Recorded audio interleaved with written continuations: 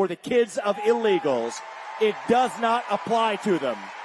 That is how you step up and end the illegal mass migration infestation of this country. That's the first mass deportation that we need.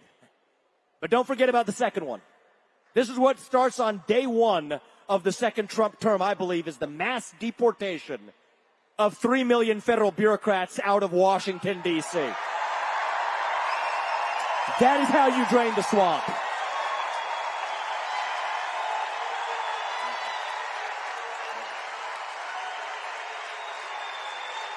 We're not holding back. You want to save this country.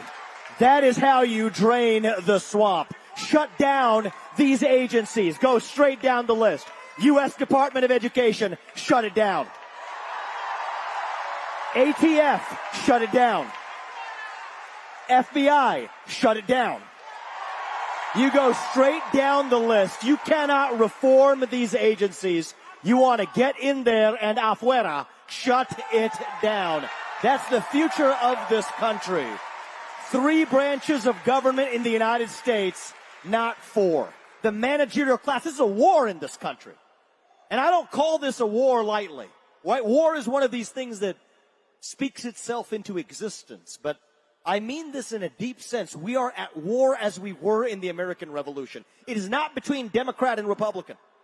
It is not between black and white, or man and woman, or gay and straight. No. This is a war between the managerial class in the deep state and a everyday citizen in this country. This is a war between those of us who love the United States of America and our founding ideals, and those who hate this country and what we stand for. And right now, more than ever, we need a commander-in-chief who will lead us to victory in this war. And that man is your 47th president, Donald J. Trump, the next president of the United States of America, who's going to be right here with you tomorrow night. And this is your moment to send him back and save this country.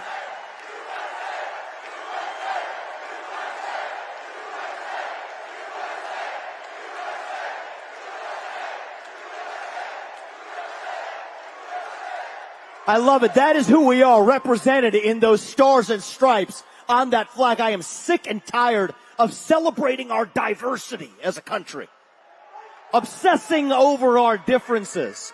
Our diversity does not mean a damn thing unless we have something that unites us across that diversity. That is who we are.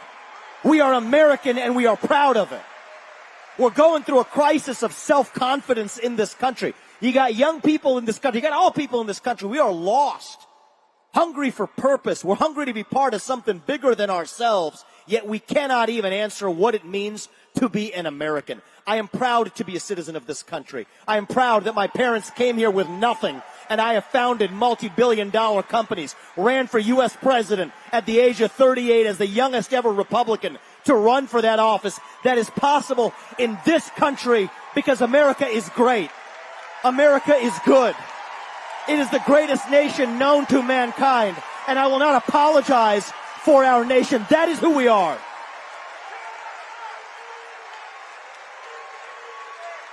We're not some sorry third world banana republic that uses the court system to decide who becomes the president of the United States of America. We the people decide who becomes the president of the United States of America. That is who we are. That is who we've always been. What are we running to? We're running from something. What are we running to? We're running back to a country where you are free to speak your mind as long as I get to in return. Where you get ahead with your own hard work and your commitment and your dedication. That if you play by the rules and work hard, you do get to live a good life and enjoy the American dream in this country. Where you don't have to choose between speaking your mind freely and putting food on the dinner table. Between the American dream and the First Amendment, to say this is the country where you get to enjoy both of those things at the same time. The country where we the people decide at the ballot box who governs, not unconstitutionally infected prosecutors in godforsaken places like New York. That's who we are as Americans. And if we revive that, We don't have to be this nation in decline anymore. We don't have to be at the end of ancient Rome. I truly believe this. I'm not going to be, I told a smaller group of students here earlier today this. I'm not going to be the guy who comes in here and peddles fake optimism to you. A lot of people who wanted me to be that guy in the presidential debates last year. It's not the truth. I can tell you it's morning in America right now. It's not. You have eyes. You can see it. But it can be. I'm not going to come in here and tell you the American dream is alive and well. That's one of the standard lines you're supposed to say if you're running for president. It is not alive and well. It is alive and hanging on for life support. But it can be alive and well again if we end the Fed and actually grow the economy and end the administrative state and actually unlock this country and do the things we actually need to get done. It can be alive and well again. But that is going to take sacrifice. It is going to take a fight. It is not going to be the man you're going to hear tomorrow night. It's not just going to be Donald Trump coming from on high down to save us. He's going to do his part. I promise you that. I promise you whatever it is, I will do my part to save this country. But if we're going to save this country, it is going to be because we save ourselves. Every one of us, every one of you doing your part as our founding fathers did in 1776. This isn't somebody else's job. This is your job this year in your country to reclaim it. That is who we are. And if we do, then I will look my two sons in the eye and tell them and mean it, that this is still the country where no matter who you are or where your parents came from or what your skin color is or how long your last name is, that you will still get ahead in this country with your own commitment and dedication without fear, and that whatever your God-given potential is, you have the chance to achieve it in the United States of America. That is who we are. Thank you, guys. God bless you and your families, and may God bless our United States of America. Do not stop fighting for this country. We will not stop until we get this job done. Thank you, guys. I appreciate it.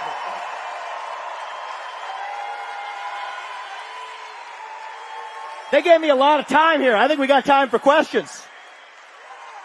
You guys want to ask some questions? Let's open this up, man. I can see a microphone up there. It's we the people today. Let's hear from you. I love it. I will do whatever's required for this country. I promise you guys that. Come up here and tell me what's required. You guys, give it up, sir. Right there. Vivek, you are like the energizer for the party right now. Where do we need to put you in the Trump administration? Look, I'm not one of these guys who's like, okay, here's my plan and here's, play the jigsaw puzzle. Let's win this election. I will do whatever's required to win the election this year.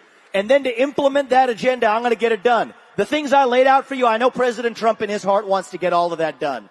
So if I'm participating in the 2 mass deportations of illegals from this country and effective illegal bureaucrats from Washington, D.C., I'm a happy man. And then we'll get on with the next 250 years after that. There you go. Get back there. I don't want to go. Yep, just ask it to me. I can't see it really, but there you go. How can we get you to come to Pennsylvania? How can we get you to come to Pennsylvania? Yep. Well, look, I've considered the invitation accepted. And I've already come a few times. We did some grassroots voter mobilization already, even after I dropped out of the race. Come this right now, you got me, held my feet to the fire. You have my commitment. Pennsylvania's a must. We got to do it. And this election's going to be won by razor-thin margins. We don't want to show up on November 6th, wake up that morning, and ask ourselves, what else could I have done today? Ask yourself that question now. And now is your time to answer it. Answer that not on November 6th, but answer it today. I'm going to do the same thing, and I'll see you in PA. Vivek, good to see you. I'm a pastor from Iowa. You ran a fabulous campaign in Iowa. God bless you. God bless your family. I'm also a missionary in Armenia. And I noticed that you have spoken about Armenia. I was a witness to the ethnic cleansing of Nagorno-Karabakh, Artsakh. and the desecration of the oldest Christian churches in the world. It's the oldest Christian nation. How are we as the United States persecuted Christians in places like the South Caucasus and the Middle East? How can we do that? And how can we stand for freedom and liberty and justice for our country and allow these Christians to be persecuted the way they have been in places such as Armenia? Well, thank you, Pastor. Good to talk to you again. And I'm glad you're raising this because I want to answer this in a way that really clarifies the answer here. Because you might hear about this. I was the only presidential candidate who spoke about this because it's important. There's 120,000 Armenian Christians who were displaced from their homeland in the Artsakh region.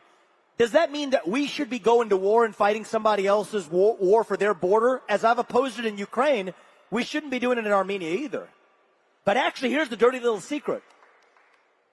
It is actually the U.S. taxpayer, all of us, who is funding Azerbaijan to actually do it.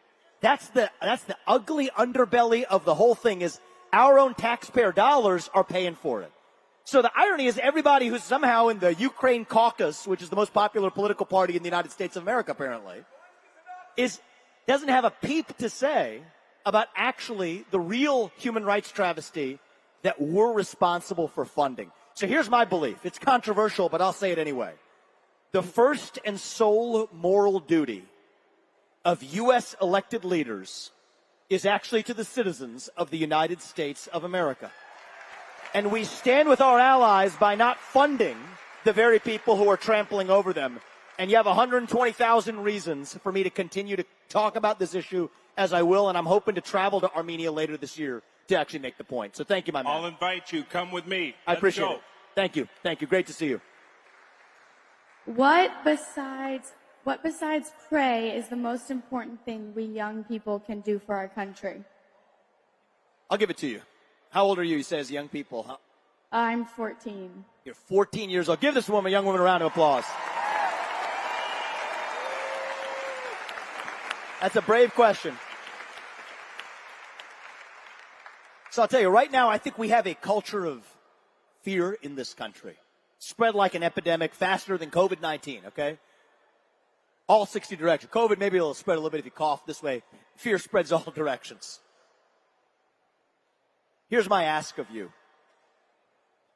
When you find yourself in a room and you are the only person who believes what you do, I'm going to ask you today to stand up and say it. Say it with a spine and say it with conviction. But part of respecting your neighbor and your friend is to tell them what you actually believe. And if you do that, you know what? Fear has been infectious, but courage can be contagious too in this country. It just requires more people like you to actually step up and show it. So yes, pray, number one, and number two, speak your mind and don't apologize to anybody for it. That's really what it means to be a young American today. Thank you. Thank you. Hey, Vivek, just want to say, longtime fan, longtime supporter. I'm 18 years old. I'm here from Grand Rapids, Michigan. And seeing your passion, seeing your drive, it's just so encouraging to a young conservative like me. One day I want to be on the stage like you, encouraging young Americans, young and old in this country, just like you. And my question for you as a Christian in the political landscape, in the political arena, how can the Christian Church of America, which is so important to revitalizing the American dream, how can we get involved? What are good ways? So look, I think this is such an important question as I talked about individual, family, nation, and God. It's not a four-letter word. And part of what's happened is the same way we apologize for our own nation as the United States of America, I think a lot of Christians have been taught to apologize for who they are or what their faith actually is. That's part of the reason. The question about Armenia, the last guy was standing where you are. The reason you don't hear about the Armenian human rights catastrophe is because the victims in that case are actually Christian. And the reality is, you need to stop apologizing for your beliefs. We all need to. I'm Hindu. You know this. I believe in one true God. I believe He puts us here for a purpose. But I will say it is a lot harder to be any other faith that's harder to be today in the United States. It is to actually be Christian. Because you're taught that you're supposed to apologize for your beliefs, and I reject that. Our founding fathers rejected that. And so part of this is going to require some sacrifice, even when it's not popular to say. Tell people why you believe in God. Tell people why you believe in Christ. Tell people why you live the life the way you actually do, and embody that by example. And here's what I see, especially young people. You said you're 18.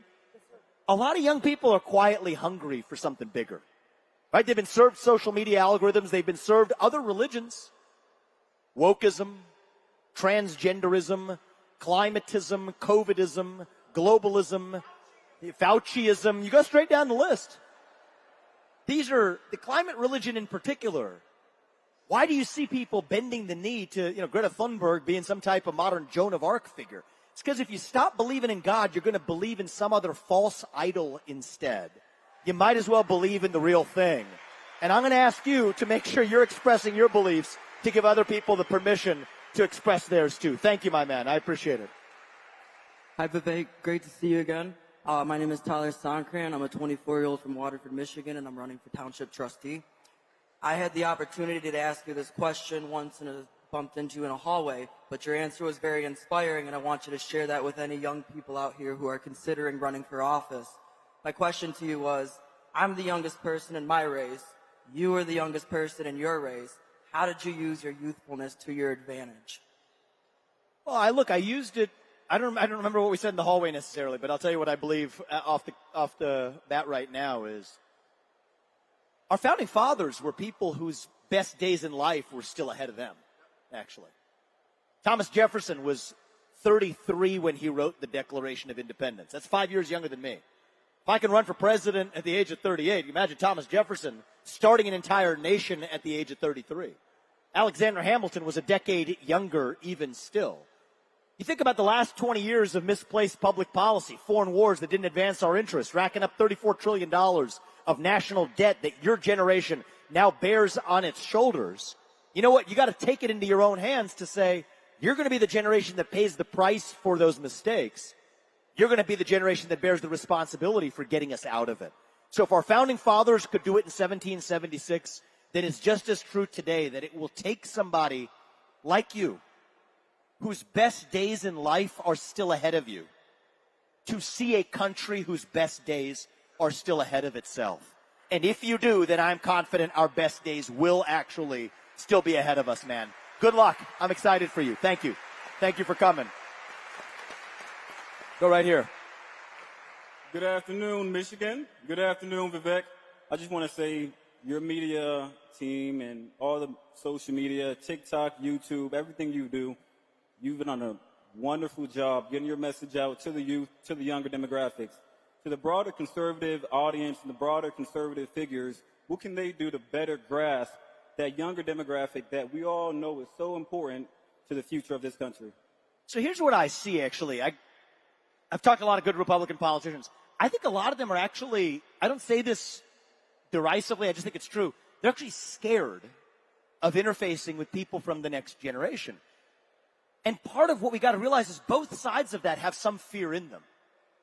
Right? I think a lot of young people in this country right now are lost, hungering for meaning and purpose at a moment when faith in God and belief in your country, belief in yourself, belief in your family have disappeared. And yet, you have people from an older generation of political leaders who look at those young people who are sometimes screaming their beliefs, not because they actually believe them, but because they're lost and hungering for actual direction, hide. Go into their shells, saying they're not going to come to a college campus unless the questions are pre-screened. And so I think that gets us into this vicious negative cycle. And so my answer to my fellow Republican leaders, you could say, I'd say tell the Democrats the same thing too, but this is for our own party, is show up where you're not supposed to. Show up without fear. If you want to lead a country, lead the entire country, young and old, black and white. Not 100% of people are going to agree with you, but that's okay. And that's what I respect about what Donald Trump's doing now in this phase of the campaign. Going to the South Bronx. Look at where this People's Convention here is right now, in the middle of hard blue Detroit, in the cities of this country. If you show up for the people will show back up for you. America First includes all Americans. And if we embrace that message, I think we have a chance to win this in a landslide. Thank you, man. I appreciate the question. So as someone who has grown up in the public school system, I'm about to enter my senior year, and I'm so sick and tired of seeing the corruption within administration and their willingness to bend over backward for these leftist ideals. What can I do to help stand up when it feels like everyone in power is so against me? Well, look, I think that a lot of the people elected to Congress, let's start with the rules of the road here. We have lost our sense of citizenship in this country.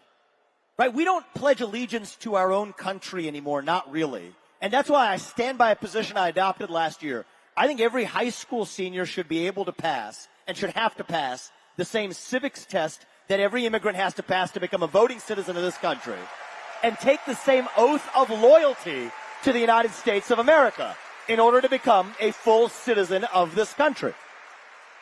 Now, if you're in public office, I don't think that in any office, but certainly in public office leading this country, you can't have conflicting loyalties. You can't have a loyalty to your pocketbook while you're actually governing this country. End trading of individual stocks for the bureaucracy and for Congress. End lobbying for 10 years or more after you've left the government. You shouldn't be able to lobby that government. That's the source of the corruption. But here's my view is, and I don't think we should have dual citizenship for people who are serving in public office either. That's also something that's a touchy issue. But I believe in that. But I think what you're going to see is if we see our public officials demonstrate greater loyalty to our own citizens, then our citizens will actually start pledging loyalty and allegiance to our nation once again. And I think those two things are going to work together. So the first part comes first. Send somebody who's a real outsider into the White House, back to the White House this time around, and to clean the house this time.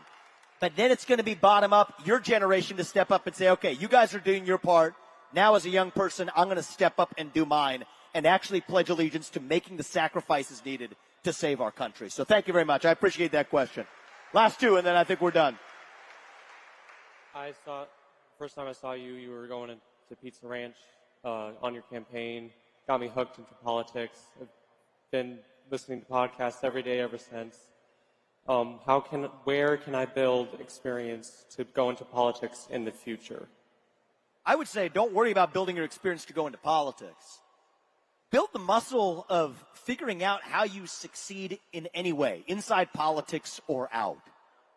You see, this is the thing that we fall into the trap of sometimes. I've fallen into this trap. Every one of you here, a few thousand of you in the audience right now, every one of you has your own God-given gifts. They're not the same as the person sitting next to you. They're not the same as me, and they're not the same as you. Figure out what is your unique God-given gift. Look yourself in the mirror tonight when you go home and say, what gifts have I been given that nobody else has? And then figure out how you use those gifts to do what is right for this country and for yourself in the short time you're given. You do that, you know what? You can drive your change through politics. It might be through business. It might be through university education. We're going to need to fix all of them to save this country, and I'm going to count on you to get that job done, man. Thank you very much. We'll come right here. Hi, welcome to Detroit. I'm a Metro Detroit homegirl. I work for one of the big three with the UAW, and I would really like you to take this opportunity to explain to my union brothers and sisters how illegal immigration hurts our industry, hurts our jobs, and why they should turn to the Republican Party instead of staying with the Democrats as the UAW tells us to. Sure, and the real people we need to be picketing are the people in charge of the current federal government that have given us the flailing economy that leaves every one of those union members holding the bag. So here's my message is, it's not to the union leadership, but to the union membership of this country. Illegal mass migration is eroding our national foundation of who we are. We got the rule of law thrown out the window. But all of those open American jobs are now actually being taken by people who crossed this border illegally rather than those who worked hard and got it done the right way around. So will you agree with the Republican Party on every element of its policy plank? Of course not. That's fine. You don't have to agree with 100% of what Donald Trump says or what the Republican Party says to be able to still say that, you know what, that's the party that's standing for American citizens in this country. You as union members are our fellow citizens, and America first means putting the citizens of our country, including those union members, first. That's my message to your brothers and sisters, and thank you for asking that. Thank you. Okay, thank you. Right there. We got a question right there. One last question. Yes. Hi. I'm from Hilliard, Ohio, right next to you guys, actually.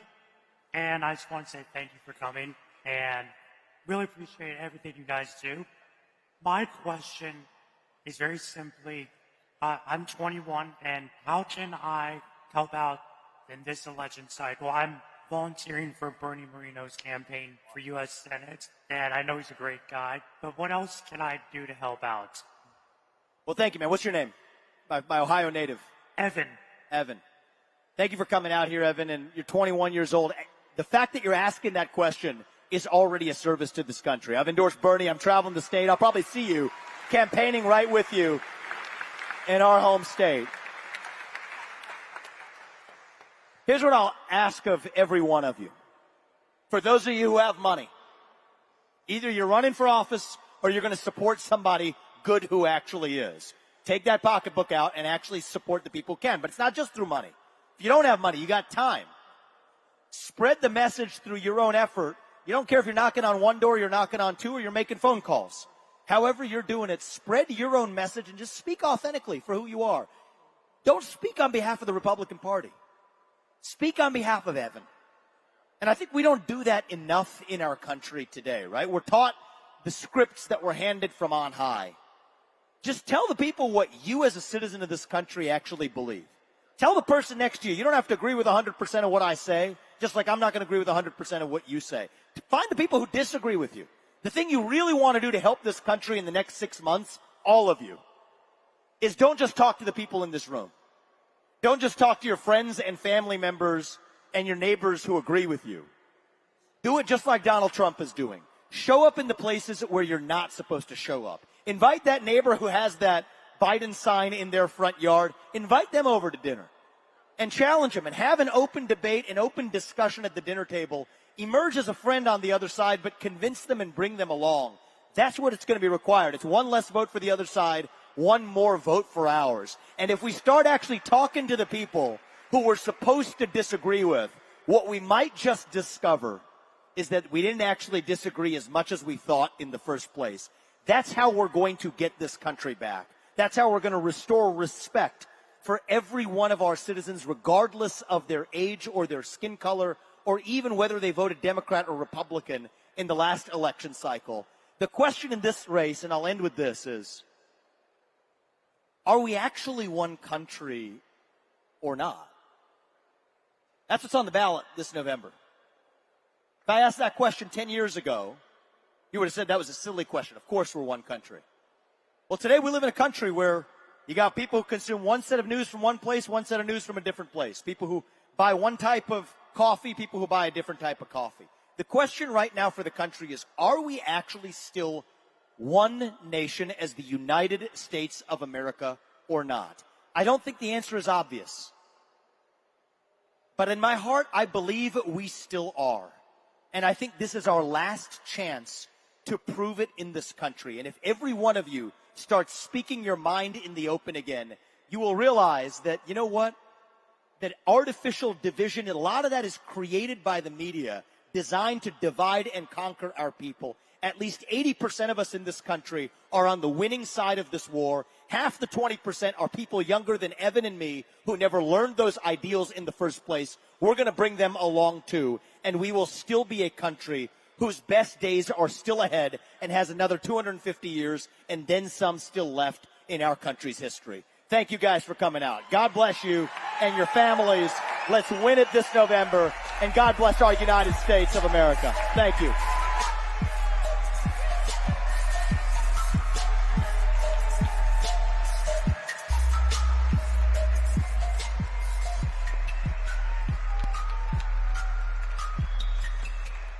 One more time for Vivek Ramaswamy. How great was that?